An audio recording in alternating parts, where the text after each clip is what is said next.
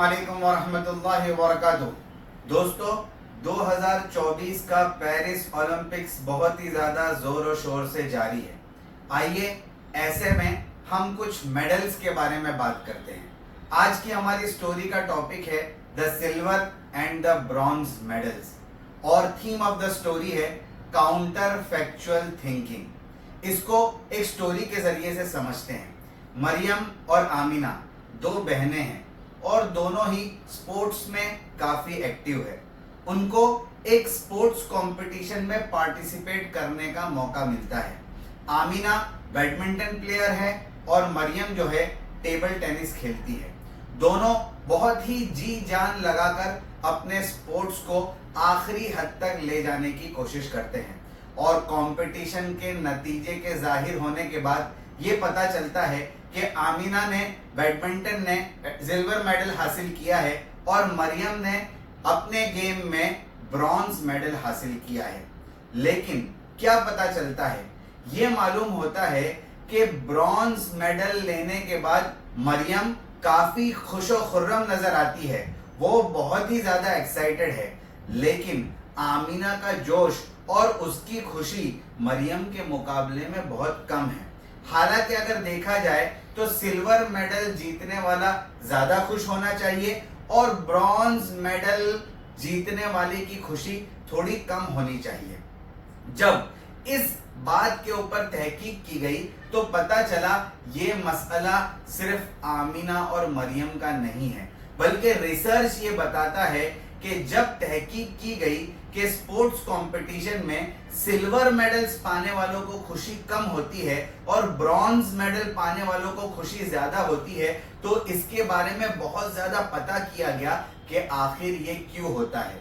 नतीजतन ये मालूम हुआ कि इसके पीछे साइकोलॉजी का एक फिनोमेना काम करता है जिसे काउंटर फैक्चुअल थिंकिंग कहते हैं। आखिर ये काउंटर फैक्चुअल थिंकिंग है क्या?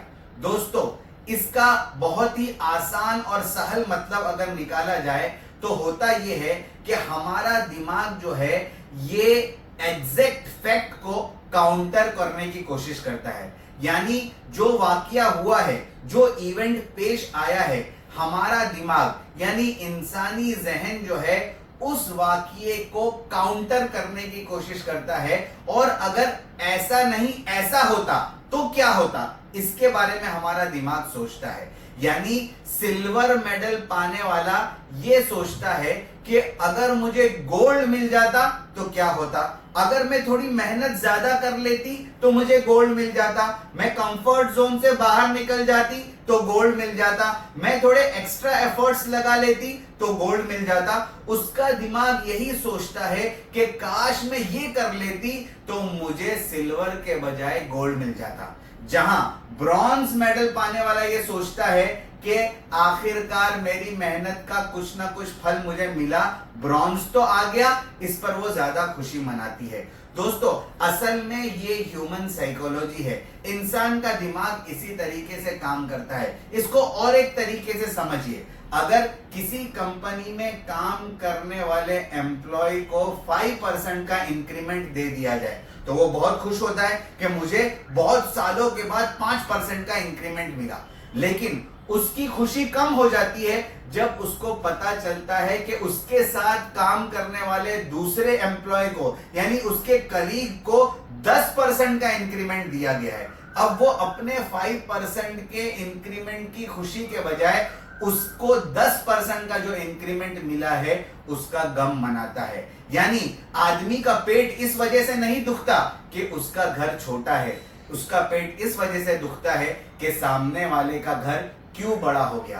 दोस्तों, इसी का नाम काउंटर फैक्चुअल थिंकिंग है और इसको दूर करने के लिए आदमी को जिस हाल में ऊपर वाले ने रखा है उसमें उसको खुश होना चाहिए और फैक्ट्स को काउंटर करने की जगह पर फैक्ट्स को एक्सेप्ट करना सीखना चाहिए ताकि वो अपनी जिंदगी से खुश हो सके और उसका बहुत ही ज्यादा पॉजिटिव इस्तेमाल कर सके। तो इस स्टोरी के 3 मॉरल्स और वर्ड्स ऑफ विजडम ये है। नंबर 1, जो आदमी काउंटर फैक्चुअली सोचने का आदी हो जाता है वो अपने आप को हकीकत से दूर कर लेता है। जो आदमी ज्यादा काउंटर फैक्चुअल थिंकिंग करता है वो ज्यादा स्ट्रेस क्रिएट करता है, क्योंकि जब आदमी हकीकत से दूर हो जाएगा तो स्ट्रेस ऑटोमेटिकली उसके ऊपर बिल्ड होगा और ये उसको हकीकतों से दूर ले जाएगा, जिसकी वजह से वो ज्यादा से ज्यादा परेशानी में मुब्तला होगा। नंबर 2, दोस्तों, काउंटर फैक्चुअल थिंकिंग के नेगेटिव असरात से बाहर आने का और अपनी जिंदगी से स्ट्रेस को कम करने का एक फॉर्मूला ये है कि start subtracting your blessings from life instead of counting them. यानी आपको ऊपर वाले ने जितनी नेमतों से नवाजा है, जो रहमतें उसने तुम्हारे ऊपर नाजिल की है, उनको अपनी जिंदगी से माइनस करके अपनी जिंदगी को सोचिए।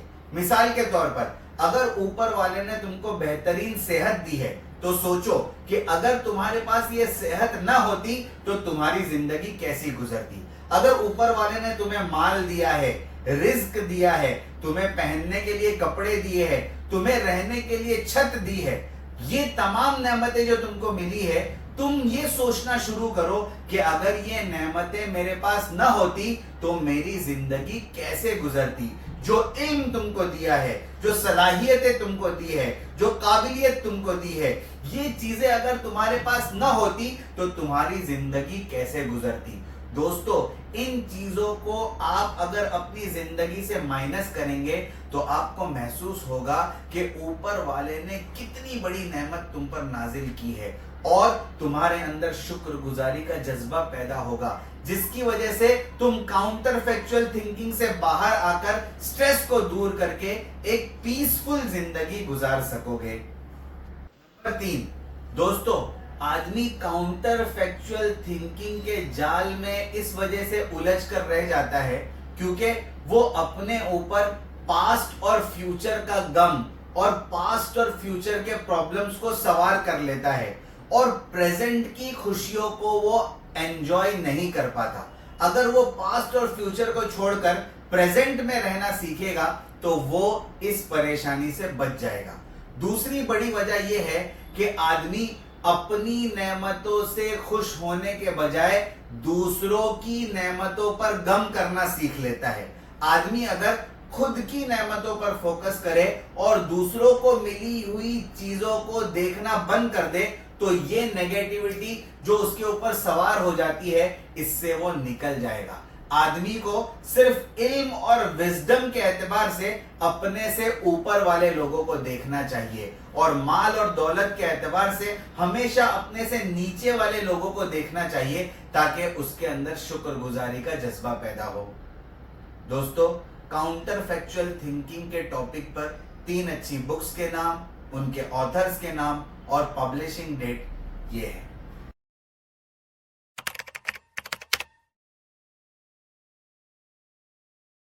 Thank you very much. जज़ाकल्लाहु अहसनल जज़ा।